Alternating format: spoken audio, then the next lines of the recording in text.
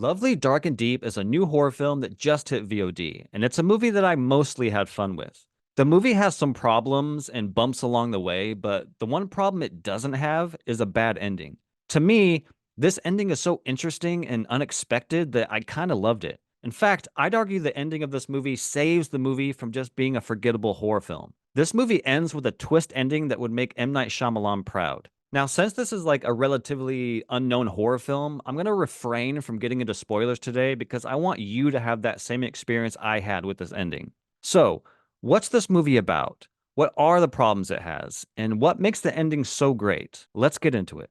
Lovely, Dark, and Deep is about a national park ranger, Lennon. Lennon joins a group of rangers that are overseeing the backcountry of fictional national park, Arvors.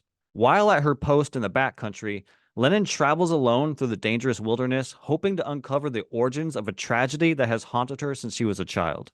So let's talk about a few positives. Well, for starters, setting the film in a dense forest is already creepy in of itself. Blair Witch Project, anyone? And I think the film does a good job at conveying that loneliness and overall unsettling feeling of being alone in the woods. The film also sets up the fact that many people who go into this national park end up going missing. So the film does a decent job at setting up some mysteries. Why and how are people going missing in this park? And once Ranger Lennon gets to her secluded post deep in the woods, the film gets creepy real quick. The first half of the film has some genuine freaky moments. Lennon is all alone at her post, and eventually things start to go bump in the night, and I think these moments are pretty damn effective and overall pretty spooky. Unfortunately, the second half of the film fumbles the ball with its horror and suspense, but we're going to get into that in a bit. Georgina Campbell plays Lennon, and I thought she was great. She's fresh off the success of Barbarian, and she shines once again here. She's a woman with some unresolved baggage, moving up the ranks to become a ranger at this specific park because she has some ulterior motives, which I won't spoil here. The only downside to Lennon is that I didn't really find her all that likable. This is a pretty stoic woman, which is by design, but I would have loved her to loosen up a bit. A little bit of charisma can go a long way. So, with a solid performance from Campbell, a good setup of mysteries, a creepy setting, and an overall solid first half when it comes to its horror and suspense, how does the film drop the ball?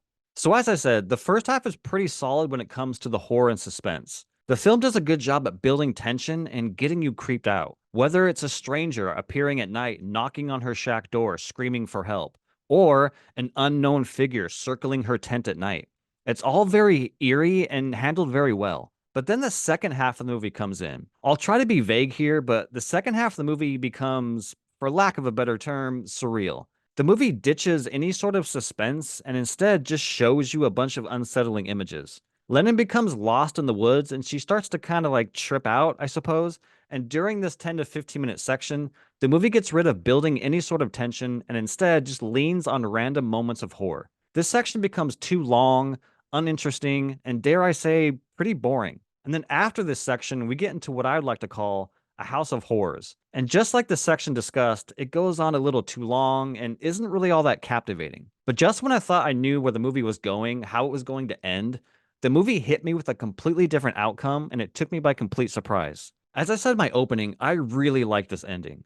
I'm sure a lot of people would disagree with me, but it worked for me personally. I honestly thought Lovely, Dark, and Deep was going to end with Ranger Lennon confronting her past and then coming out the other side with some sort of resolution. Now, it is that, but it adds an extra layer and, to my surprise, gives us answers. There is so much unknown throughout the movie. Why are people going missing? Why can't the park rangers find anyone? Why are some of the rangers acting weird from time to time?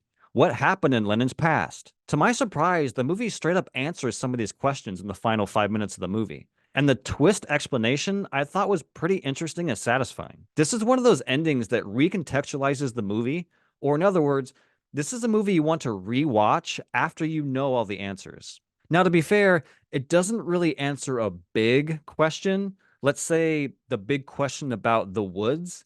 Again, trying to be vague here, but it gave me enough that I was satisfied.